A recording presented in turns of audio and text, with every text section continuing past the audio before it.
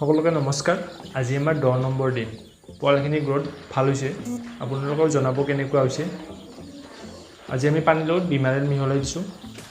আৰু পোৱালিখিনি চাই লওক এনেদৰে ভালকৈ ঘূৰা ফুৰা কৰি আছে পাখি আহিয়ে গ'ল প্ৰায় ভাগৰে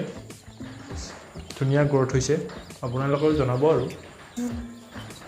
আজিলৈ এইখিনিয়ে বেলেগ বিশেষ একো নাই এনেদৰে আপোনালোকক দি আছোঁ ভিডিঅ'বোৰ আপোনালোকে যদি কিবা আৰু সুধিব লগা থাকে সুধিব পাৰে